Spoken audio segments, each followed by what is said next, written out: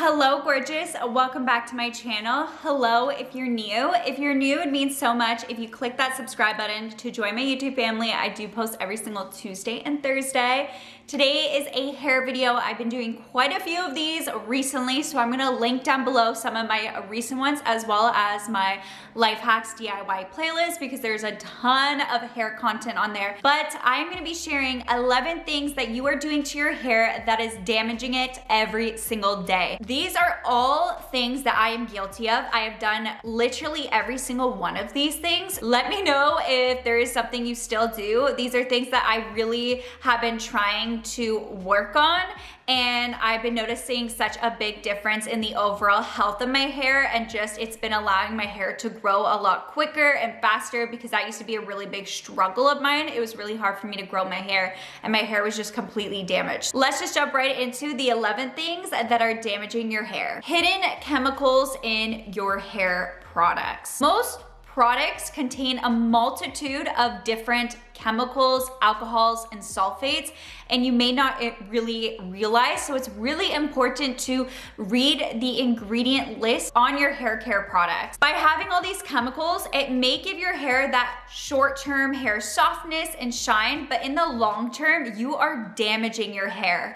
When I first started with my hair care journey, I really didn't know anything about it, and I would buy honestly any product that just like smelled good, or I've seen it on a YouTube channel back in the day, in the OG YouTube days, and a lot of those products were just not good for my hair, and it would feel good in the moment, but over time I noticed my hair was just so damaged and unhealthy, and a lot of it has to do with your products. You're applying your products on your hair on a weekly basis, so it's important to find products that are good for your hair and that is going to help you in the long term and not the short term. Using the wrong kind of shampoo and conditioner. Not all shampoos and conditioners and products are created for the same hair problems. So you really want to identify what your hair is like and what maybe your hair problems are or your hair goals are, and find products that are made towards that. A big tip I have is if you just really want to detox and get rid of the built-up residue on your hair, use a clarifying shampoo.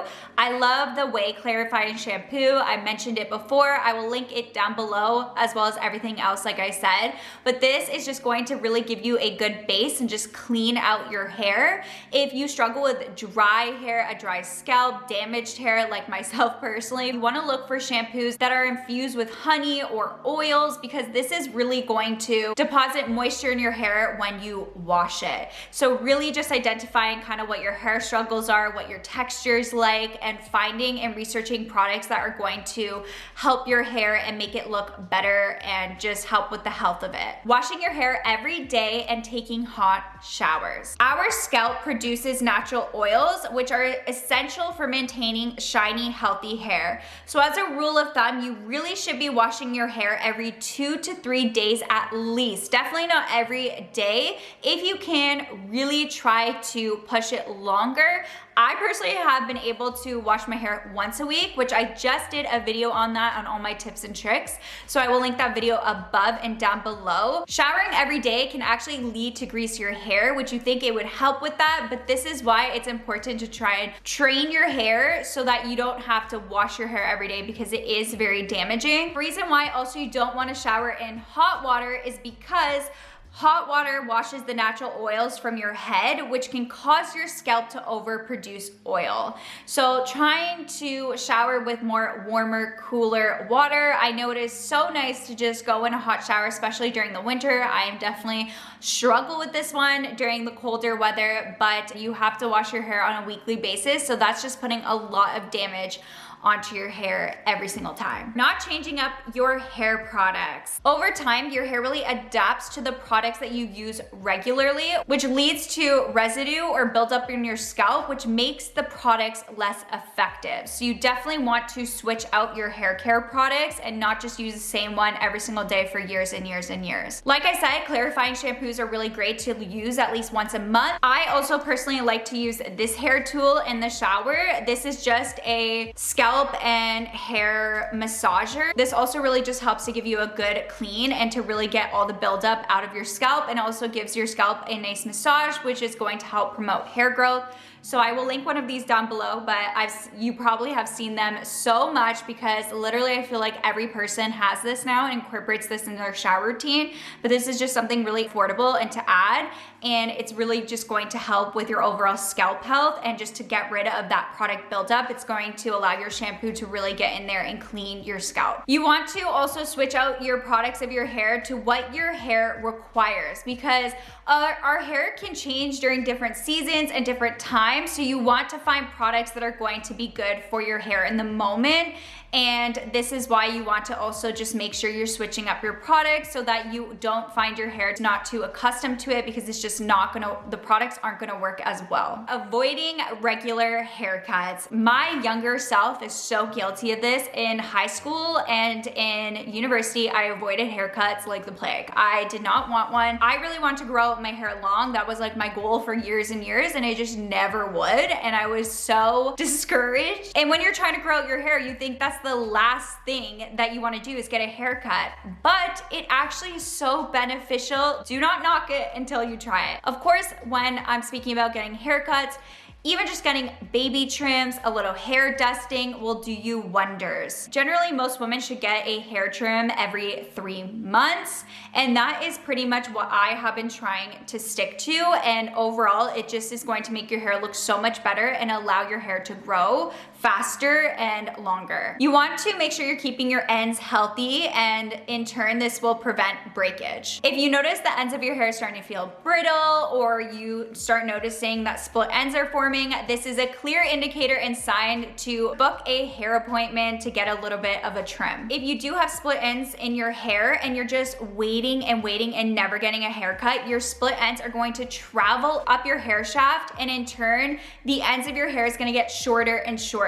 A little true story, when I was in high school, I never wanted to get a haircut because I thought that my hair will never grow if I get a haircut. And I would get some compliments sometimes from people saying, "Oh my God, I love your hair. Did you get a haircut?" And that was like the worst thing for me in my head, because I never got a haircut and my hair looked shorter to people. And that was because my hair was so damaged at the ends. I had so many split ends that they were starting to break, and the length of my hair was actually going shorter. It would have been so much more beneficial if I just got those frequent trims, because you want to take off the dead ends. On top of it, your ends just look horrible when you don't get frequent trims. It just looks a lot thinner and skinnier, so it's always nice to keep up with your hair trims. The sun just is coming in and out today. Skipping heat protectant. This is one I was also very just horrible with, but I have gotten into such a routine. I personally use the Moroccan oil heat protectant. Totally recommend it. I absolutely love that one. It is essential to apply a heat protectant if you are going to apply any hot tools or heat onto your hair. Preventing damage is so much easier than fixing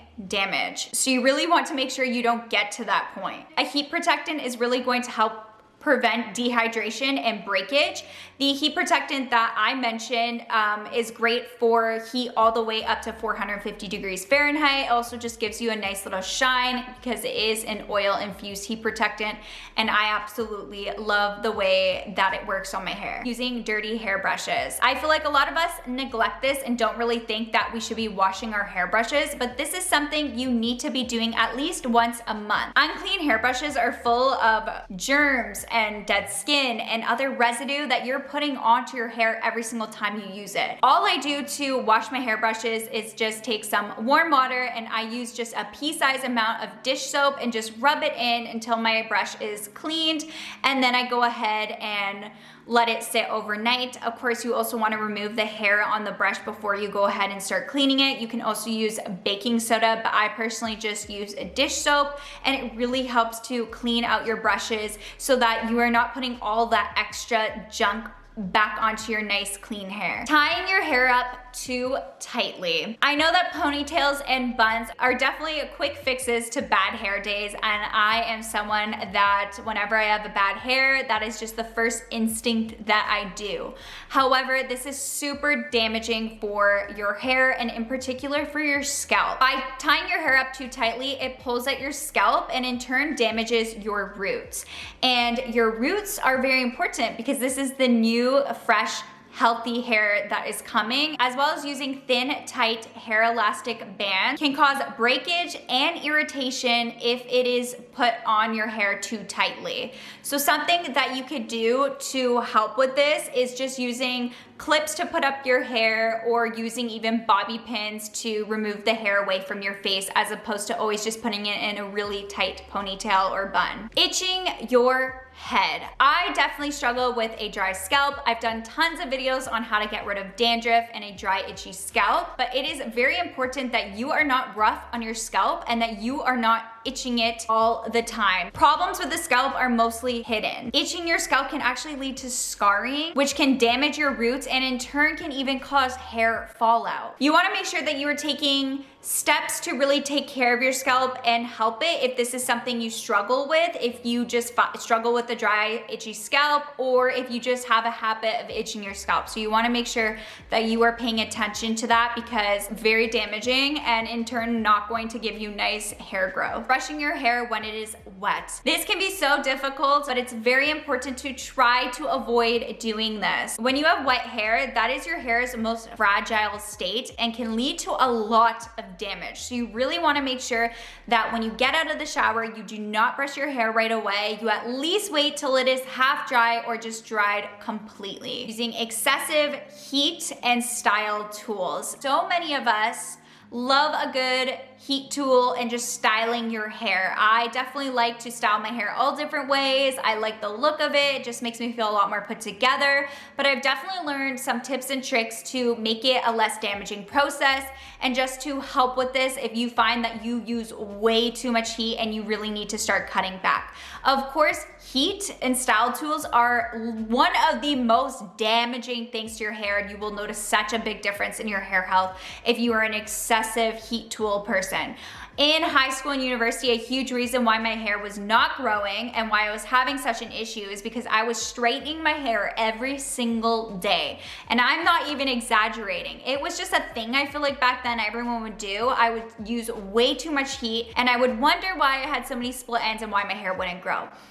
Maybe I needed to put the hair straightener down, but that's another story. These are some things that I like to stick by and I follow to this day when it comes to excessive heat and heat tools. The first thing I personally do is I always allow my hair to air dry. Of course, if I'm like in a rush or if I have something important and I need my hair dried, I might have to put heat, but 99% of the time I allow my hair to air dry completely and I don't put any heat. I don't like blow dry or do anything like that. That just cuts down on your heat that you put on your hair. So whenever you can air dry it and whenever it's possible, I totally recommend that. Another tip is to use the lowest or lower heat setting on your tools. You do not need to use the highest heat that it goes. Try to at least go lower and lower and eventually use it on the lowest setting. Another thing I try to do is limiting the amount of time that the heat tool touches my hair. So if you have your heat tool on for 20 minutes, try to cut that in half to 10 minutes because obviously the less heat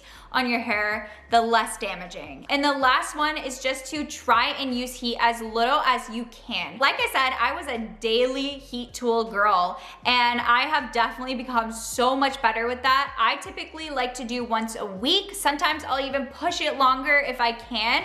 And that is better than doing it every day, every other day. So as long as you can prolong it, I totally recommend that because you're just gonna notice a difference in your overall hair health. And that is one of the biggest tips and biggest changes that I made when I couldn't grow out my hair to how it is now. I don't really have an issue anymore with growing out my hair, which I always thought my hair is just never gonna grow for years. And I thought that was just my hair type. But those were the 11 things that you are doing to your hair that is damaging it on a daily basis. I will link everything I did mention in the description box for you guys and just hair products that I personally use and love.